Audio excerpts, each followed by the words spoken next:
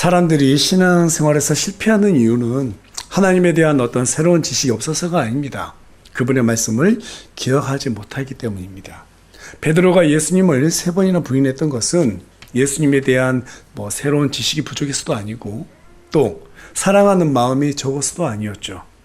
우리 주께서 죽으시고 부활하신다고 하는 그분의 말씀을 기억하지 못했기 때문에 3번씩이나 부인하는 그러한 일을 하고 말았습니다.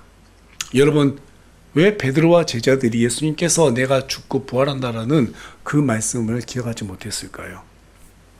베드로와 제자들은 예수님을 죄로부터 인류를 구원하시기 위해서 이 땅에 오신 왕이라고 생각하지 않았습니다. 그들은 당장 이스라엘을 로마의 압제로부터 벗어나게 해주실 그러한 정치적인 메시아로 생각했습니다. 그래서 당시 제자들의 머릿속은 한 가지 생각뿐이었어요. 예수님이 로마를 뒤엎고 이스라엘의 왕이 되시면 나는 우위정할까 좌위정할까? 그렇죠?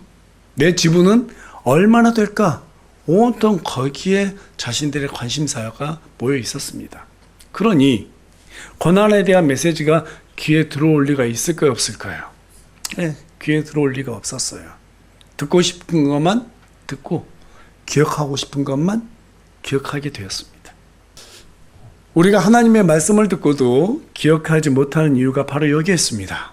제자들처럼 당장 나에게 유익이 되는 말씀만 기억하려고 합니다. 조금만 불편하거나 힘든 것은 들으려고 하지 않습니다. 기억하려고도 하지 않습니다. 베드로는 그 생각이 사람을 얼마나 어리석고 비참한 방향으로 인도하는지 자신의 뼈아픈 경험을 통해서 깨달았습니다. 그래서 베드로는 교회들이 말씀을 바로 알고 그 말씀들을 잊지 않고 항상 마음판에 새겨서 기억하기만 하면 절대로 실패하지 않을 것이라고 확신했습니다. 그 중에서 날마다 기억해야 할 내용이 있는데 그것은 바로 오늘 본문에 기록된 바와 같이 장차 우리 주 예수 그리스도께서 왕의 권능으로 이 땅에 오신다고 하는 재림에 대한 메시지입니다. 베드로가 이 메시지를 가장 먼저 베드로후서 1장에 기록한 이유는 당시 로마 황제 네로부터 교회들이 극심한 박해를 당하고 있었고 그 상황에서 교회들이 주님을 부인하지 않고 믿음을 지켜내기 위해서는 목숨을 걸 만한 어떠한 가치가 있어야 된다라고 판단했기 때문이죠. 그것이 바로 왕의 권능으로 오실 우리 주 예수 그리스도의 재림이라고 베드로는 확신했어요. 베드로가 그렇게 확신했던 이유가 있죠.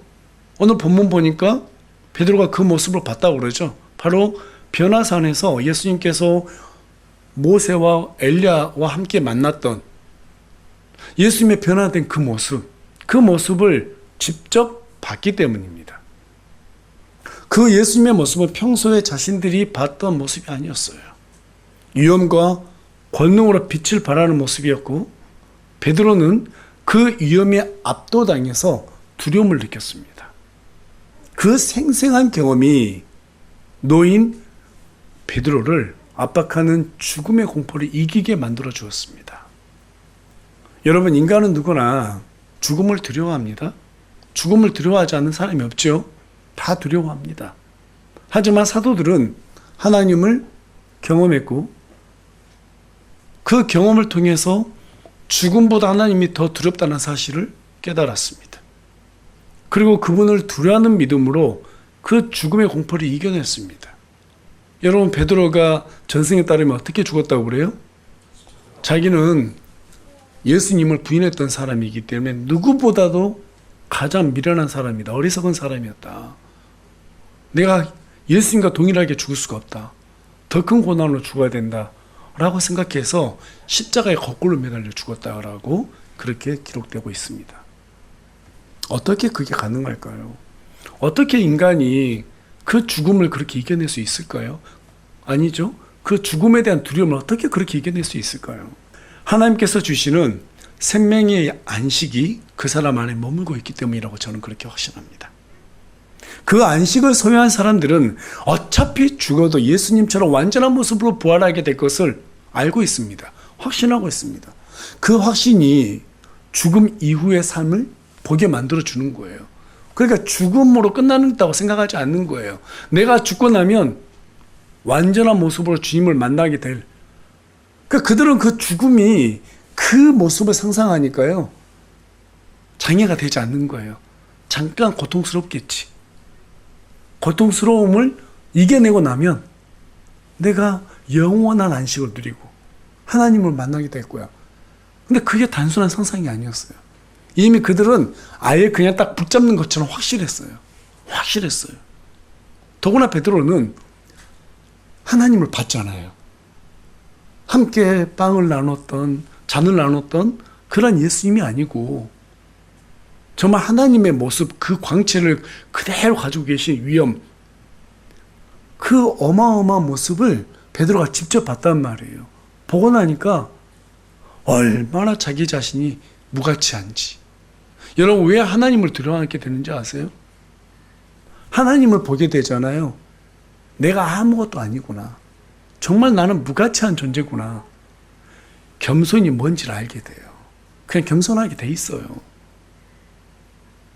그 모습이 나는 죄인이구나. 난 정말로 아무것도 아니구나. 그걸 자동으로 깨닫게 돼 있어요. 그래서 그 거룩하신 하나님 앞에서 인간은 두려움에 떨고 굴복할 수밖에 없는 거예요. 그래서 성경은 하나님을 두려워하는 자가 되라고 여러 번 반복해서 언급하고 있다는 사실입니다. 하나님을 두려워한다는 것은 그분을 공포의 대상으로 여기라는 말이 아니라 믿는 자든 믿지 않는 자든 모든 사람이 각자의 몸으로 행한 대로 그분의 위엄과 권능 앞에서 심판을 받게 된다는 사실을 염려하는 거예요. 그날에 저와 여러분은 그리스도의 심판석 앞에 서게 될 것입니다. 믿는 사람들은 고린도후서 5장 10절에 기록된 대로 그리스도의 심판석 앞에 서게 됩니다. 고린도후서 5장 10절은 그날에 느끼는 그 두려움을 공포라고 말하고 있는데요. 그 공포를 영어로는 테러라고 말하고 있습니다. 테러라고 하는 이 단어는 라틴어에서 파생했습니다. 테리어라는 단어에서 파생했는데 그 단어의 원뜻은 죽음에 이르게 하는 심리적 공포 상태라고 말하고 있어요. 무슨 말이에요? 우리가 하나님 앞에 서면 베드로가 주님을 보고 그 위험 앞에 압도된 것처럼 우리는 벌벌벌 떨게 돼 있다라는 거예요. 사도 바울처럼, 사도 요한처럼 예수님을 봤을 때 그 자리에서 죽은 자처럼 됐다고 그러잖아요. 그런 공포를 우리는 느껴야 된다는 거예요. 무엇 때문에? 앞서 말씀드린 바와 같이 나의 무가치함 때문에. 정말 나는 아무것도 아니었구나. 그런데 내가 사람들 앞에서 허세 부렸구나.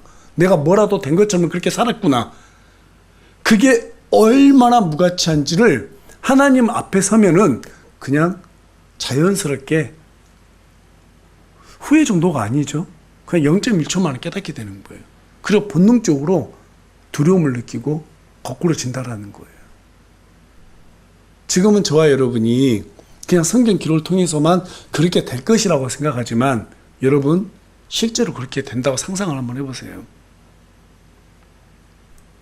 우리는 그때 하나님에 대한 두려움이 뭔지를 깨닫게 될 것입니다. 베드로가 바로 변화산에서 그 공포를 경험했습니다. 그때 베드로가 어떤 반응을 보였나요? 마가복음 9장 5절하고 6절 가서 보니까 베드로가 예수님께 응답하여 이르시되 선생이여 우리가 여기 있는 것이 좋사오니 우리가 정말 셋을째 때 하나는 선생님을 위해 하나는 모세를 위해 하나는 엘리야를 위해 짓게 하옵소서 하더라. 이는 그들이 심히 두려워했으므로 그가 무슨 말을 해야 할지 알지 못하였기 때문이라. 여러분 베드로가 왜 이런 말을 했는가 하면 너무나 두려웠대요. 그래서 뭐라고 말은 하긴 해야 되겠는데 그냥 아무 생각 없이 너무 두려운 나머지 그냥 그런 말을 내뱉은 거예요. 그냥 아무 말에 내뱉었다는 것입니다. 여러분 베드로의 이 모습이 바로 저와 여러분이 나중에 그리스도의 심판석 앞에서 하나님 앞에 서게 됐을 때의 모습을 미리 보여주는 장면이에요. 여러분 하나님을 두려워하시기 바랍니다. 구원이 끝이 아닙니다. 반드시 각 사람이 몸을 행한 대로 주님 앞에서 판단을 받게 돼 있어요. 오늘날 우리 기독교 이걸 가르치지 않아요. 아마 그리스도의 심판석이 있다는 말도 처음 처음 듣는 분들이 참 많을 거예요. 그냥 구원받으면 끝이라고 생각해요. 나는 천국 가니까 됐어. 이제는 막 살아야지. 그렇게 말은 안 하지만 그렇게 생각하는 사람들이 너무나 많아요. 너무나 많아요. 그래서 하나님을 두려워하지 않는다는 거예요. 하나님께서 주신 그 자유를 방종의 기회로 삼는 이유가 바로 거기에 있어요. 그날의 두려움을 가지고 주님을 믿는 사람들은요, 하나님의 말씀을 허투루 듣지 않습니다. 어떤 말씀이든지 기억하고 순종하라고 애쓰게 되어 있습니다. 맞습니까? 그러나 하나님을 두려워하지 않는 사람들은 제자들처럼 듣고 싶은 말만 들어요. 기억하고 싶은 말만 기억하려고 합니다. 모든 문제가 거기에서 시작되는 거예요. 그래서 베드로가 죽음이 바로 눈앞에 지금 직면했음에도 불구하고 내가 교회들을 위해서 기억하게 하는 일을 위해서 애쓰겠다라고 말했다는 것입니다. 베드로가 그 모든 걸 경험해 봤거든요. 죽기 직전에 하나님의 말씀을 기억하지 못하고 내가 원하는 말만 듣고 기억하고 싶은 것만 기억하려고 했던 그것이 바로 나를 이렇게 어렵게 만들었구나. 정말 교회들은 안 그랬으면 좋겠다. 정말 그렇게 되지 않았으면 좋겠고 정말 그들이 하나님의 영광을 위해서 살았으면 좋겠다. 그런 애끓는 마음으로 이 베드로 후서를 기록한 겁니다. 믿으십니까? 네. 예. 문제는요, 사탄도 이 사실을 안다는 거예요. 사탄도. 성도들이 하나님의 말씀을 듣고 기억하면 문제가 된다는 것을 알아요. 그럼 사탄은 어떻게 하면 좋을까요? 자신들의 선교사, 거짓 교사들을 교회로 침투시킵니다. 그리고 거기에서 가장 먼저 어떤 얘기를 해요? 그리스도의 재림은 꾸며낸 이야기다. 나중에 심판 그런 거 없다. 이것부터 공격한단 말이에요. 여러분, 오늘날 거짓된 그리스도인들, 적그리스도가 얼마나 많아요? 맞죠? 그들이 가장 먼저 무엇으로 공격해요? 실제로 그리스도의 재림 이런 거 다 속여버리죠. 언제 온다 이런 말로 속이잖아요. 또 자기들이 재림 예수다 이렇게 거짓말 하잖아요. 대부분 그리스도의 재림 가지고 장난친단 말이에요. 거기에 속는 사람들이 전부 다 사입 이단으로 끌려가는 거예요. 사입이들이 포로가 되는 겁니다. 베드로는 성도가 그 말에 속았을 때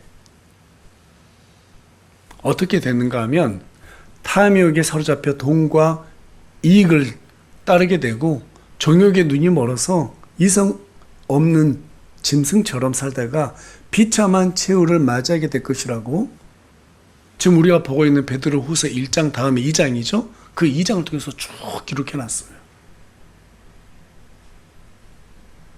그러나 안타깝게도 현재 우리 기독교의 모습은 베드로가 경고했던 그 우려대로 현실이 지금 되어서 흘러가고 있습니다. 안타까워요. 교회들이 하나님을 버리고 더러운 이익을 탐하고 있습니다. 하나님보다 돈을 더 숭배하고 있어요. 강단은 인본주의와 기복주의와 신비주의로 더럽혀지고 있습니다. 그 결과 문화와 전통이 하나님의 말씀보다 더 우선시되고 있습니다. 하나님보다 사람이 더 높여지고 있습니다. 이제 복음은 세상의 조롱거리가 되고 말았습니다. 어쩌다가 이 지경이 됐을까요? 교회가 재림의 소망을 잃어버렸기 때문에 그래요. 하나님을 두려워하는 가운데 권능의 모습으로 오실 예수 그리스도의 재림의 소망을 잊어버렸기 때문에 그렇습니다. 나는 구원받았어. 그러니까 이제 나는 언제든 천국 갈 수 있어. 방탕의 기회로 삼아버린 거예요. 그래서 건강한 종말론적 신앙을 소유하는 것이 아주 큰 복입니다. 믿으십니까? 그게 복이라고 요한계시록 1장 3절은 우리에게 알려주고 있어요.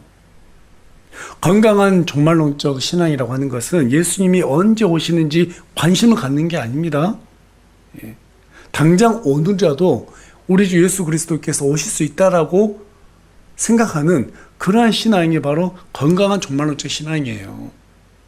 마태복음 25장에 기록된 10처녀들 중에서 5처녀들처럼 신랑이 오시면 바로 달려갈 기름을 준비한 그러한 사람들이 되어야 된다 이 말입니다. 물론 마태복음 25장이야. 휴거가 있고 난 뒤에 지상 재림을 앞둔 시점이기 때문에 우리하고 관계된 일은 아니지만 그래도 그 태도만큼은 지금 우리에게 그대로 요구되는 태도입니다. 하지만 이단들은 항상 뭐라고 말해요? 언제 오신다. 혹은 언제까지 안 오신다. 이런 말들로 사람들을 갖다가 속인단 말이에요. 여러분, 성경에 예수님이 언제 오신다고 말씀하신 적이 있나요?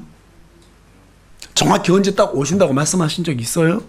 없습니다. 마태복음 24장 36절에 가서 보면 그날과 그 시각은 아무도 알 수 없다고 말합니다. 오직 아버지 하나님만이 알 수 있다라고 말해주고 있어요. 그래서 저와 여러분은 언제 오신다, 언제 안 오신다, 또 실제 언제까지 안 오신다 이런 말 해서는 안 됩니다. 그냥 저는 이랬으면 좋겠어요. 오늘이라도 오실 수 있다 이 말만 했으면 좋겠습니다.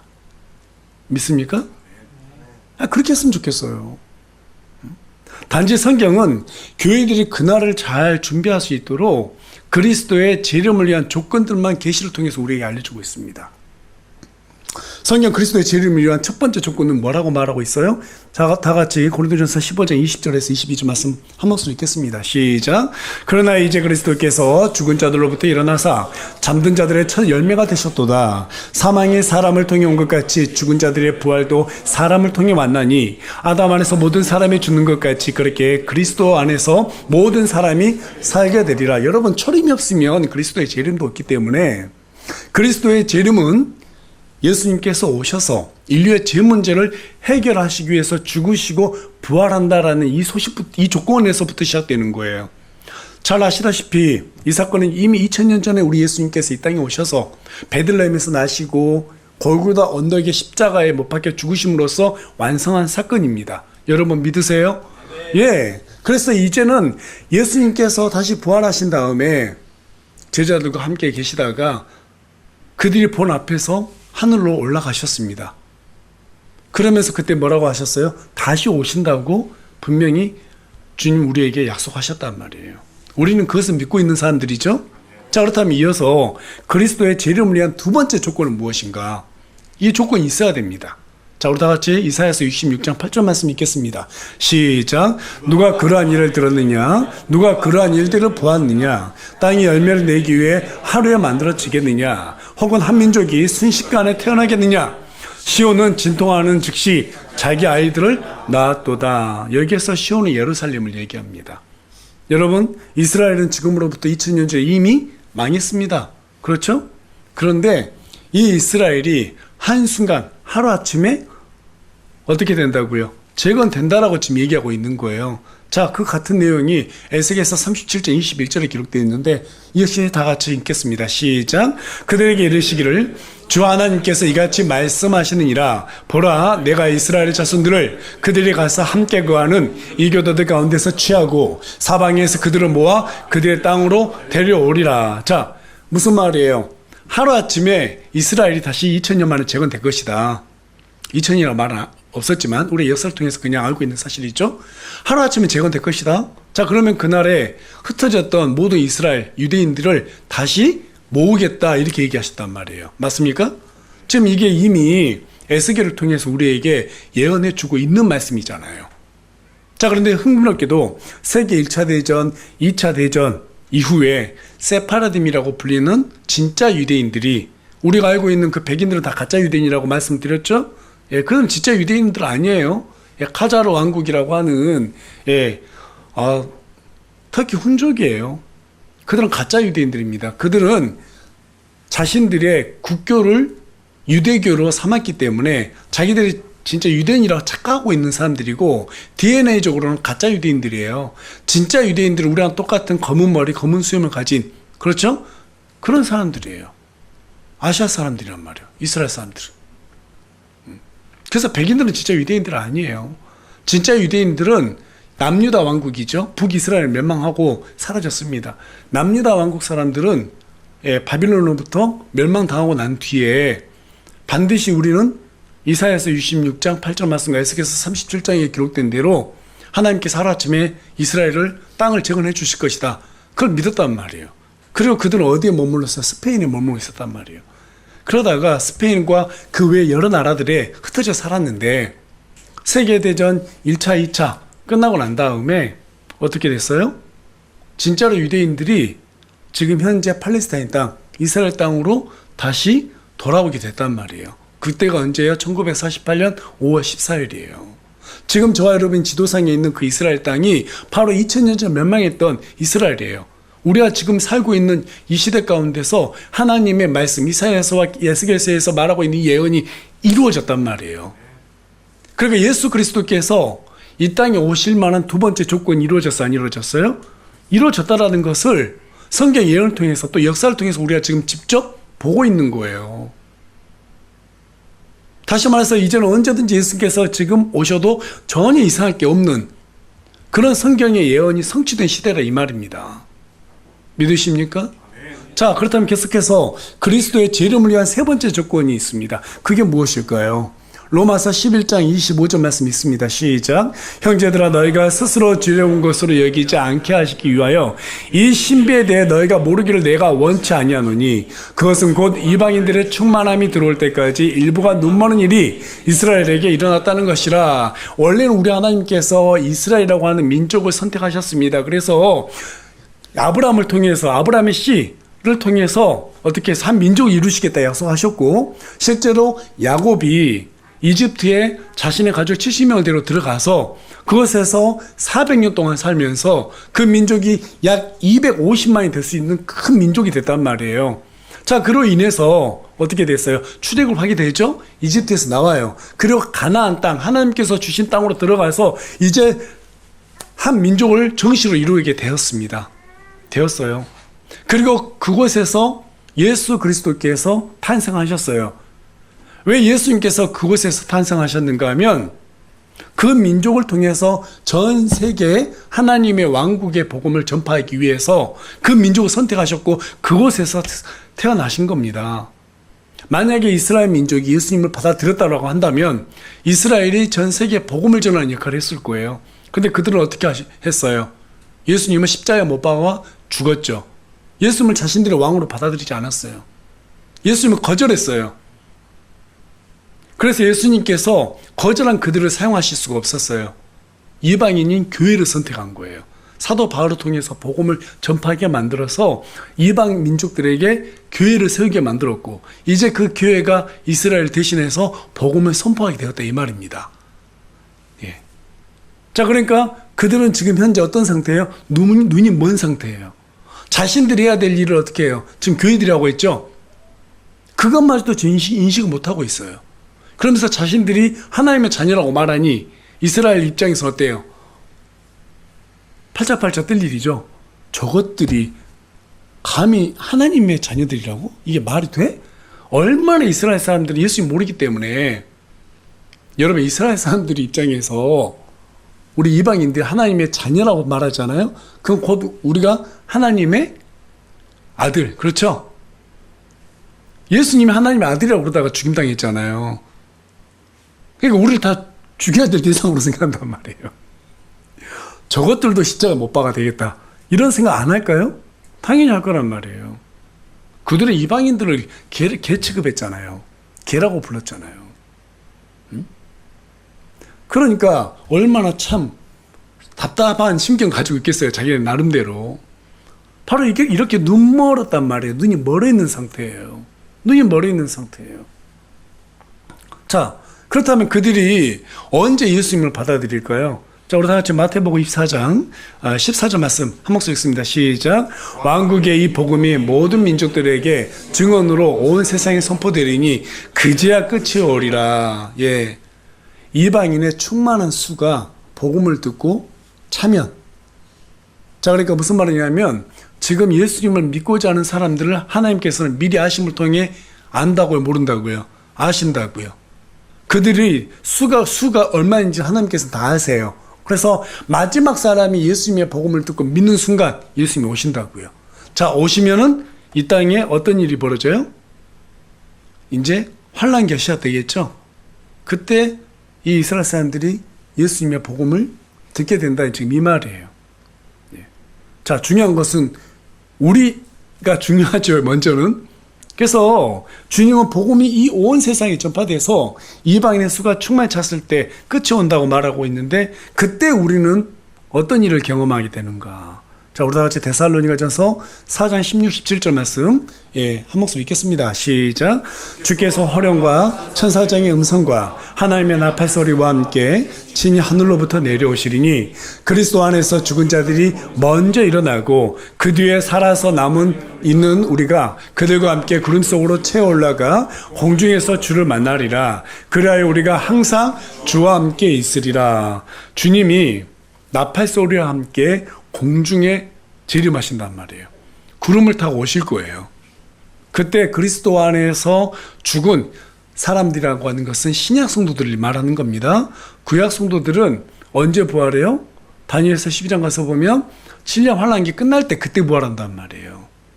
신약 성도들이 그리스도 안에서 죽었던 사람들이 무덤에서 먼저 일어나게 되어 있습니다.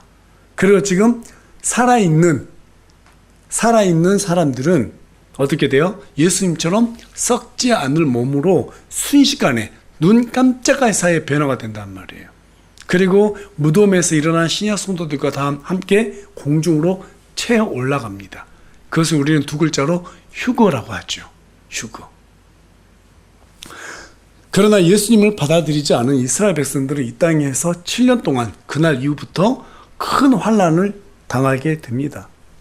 그 환난을 통해서 예수님이 우리의 왕이었구나 라는 사실을 받아들이고 주의 이름으로 오시는 이여 하면서 예수님을 찬양하고 예수님께 자비를 베풀어 달라고 그들은 호소하게 된단 말이에요.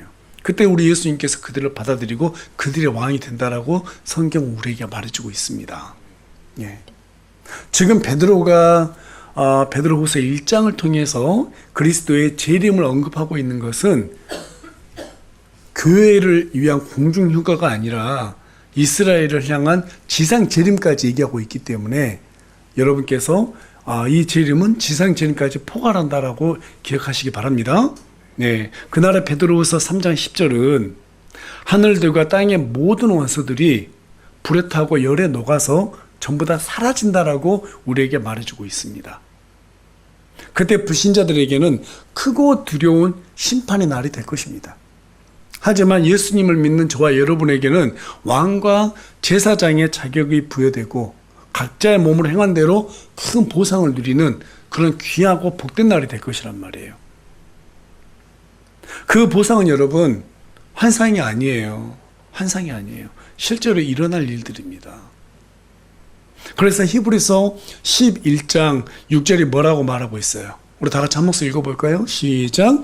그러나 믿음 없이는 하나님을 기쁘게 할 수 없나니 그분께 가는 자는 반드시 그분께서 계시다는 것과 또 그분께서 부지런히 자신을 찾는 자들에게 보상해 주시는 분이시라는 것을 믿어야 하느니라. 자, 뭐라고 말하고 있어요? 부지런히 자신을 찾는 자들에게 보상해 주시는 분이라는 그 사실을 믿어야 된다라고 말하고 있어요. 근데 그 위에 보니까 세 글자 반드시.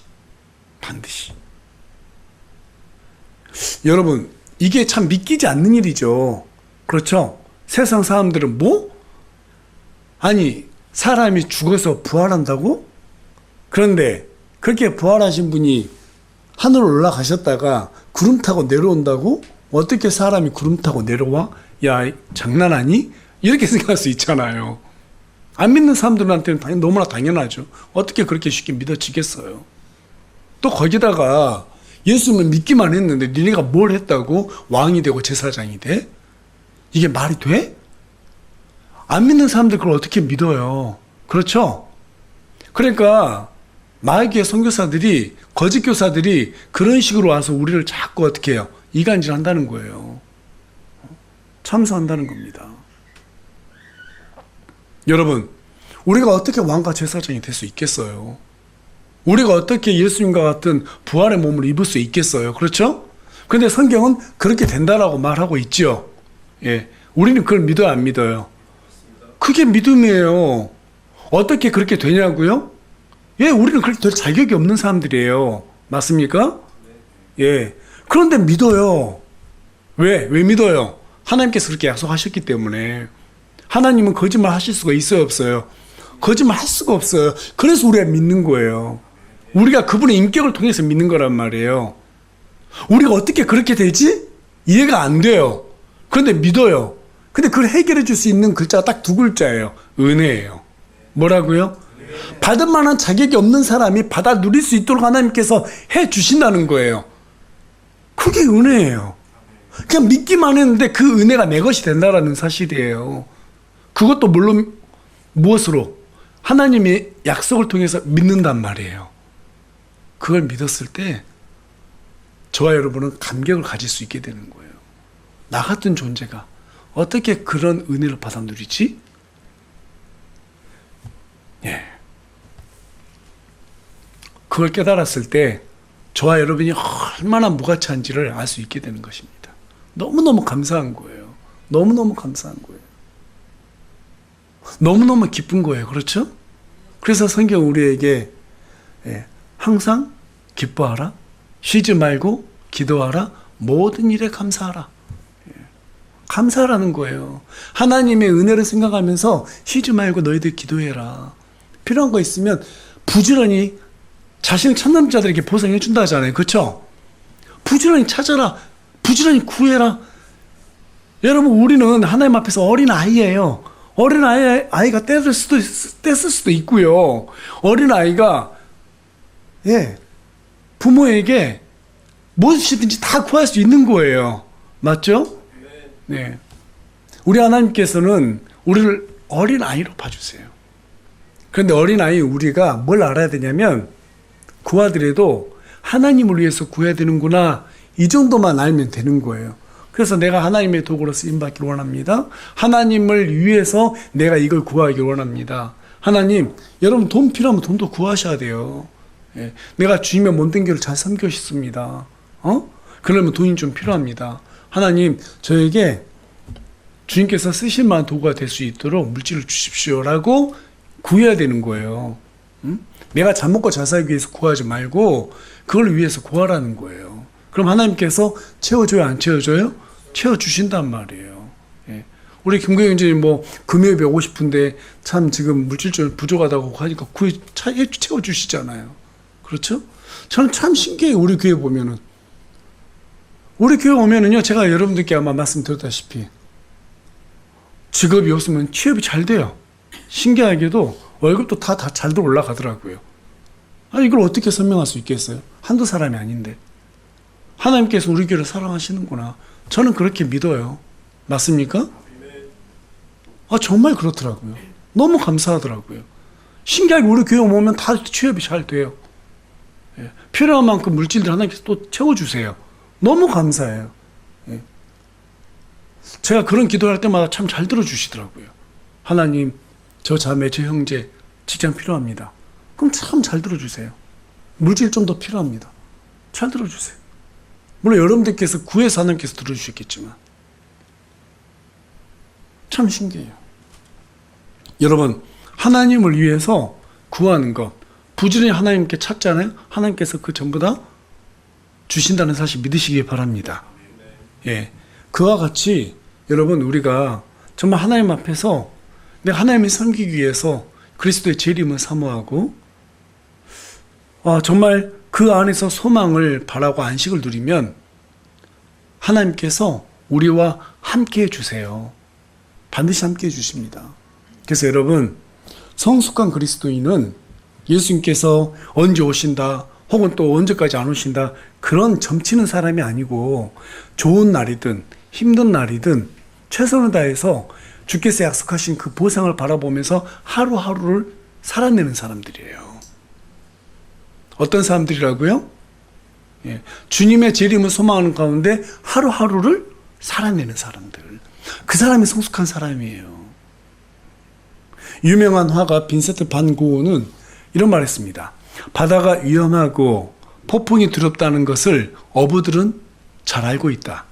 그러나 그 어떤 위험도 육지에 머물러야 할 이유가 되지 않는다.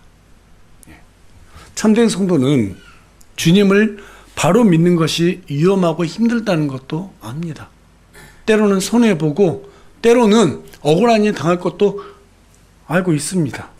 그러나 그 어떤 위험도 주님이 다시 오신다는 소망을 방해할 수 없습니다. 그래서 우리는 그 일을 견뎌야 되는 것입니다. 그렇게 주님의 재림을 날마다 기억하며 소망하기 위해서는 한 가지 조건이 요구돼요. 자, 우리 다 같이 베드로후서 1장 20절 21절 말씀 읽겠습니다. 시작. 먼저 이것을 알라. 즉 성경 기록에 대어는 결코 어떤 사적인 해석에서 나지 아니하였나니 대어는 옛적의 사람의 뜻에 의해 나오지 아니하였고 오히려 하나님의 거룩한 사람들은 성령님께서 자기들을 움직이시는 대로 말하였느니라.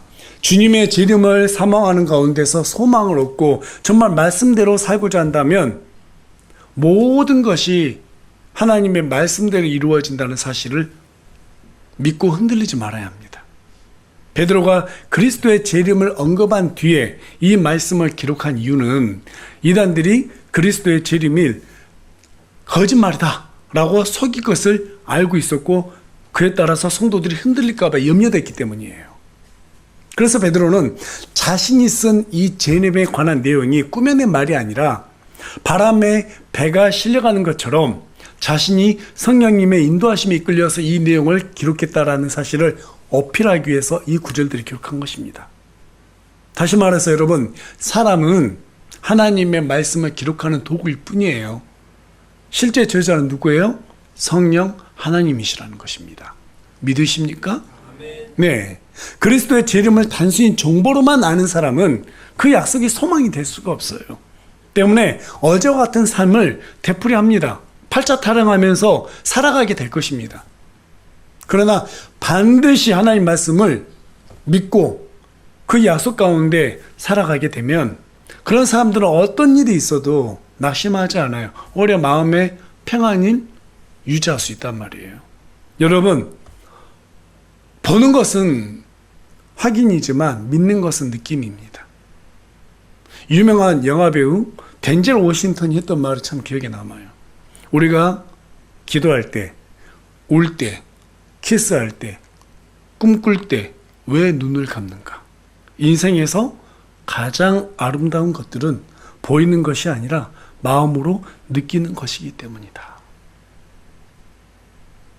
여러분, 믿음은 우리 마음의 확신으로 다가오는 느낌이에요.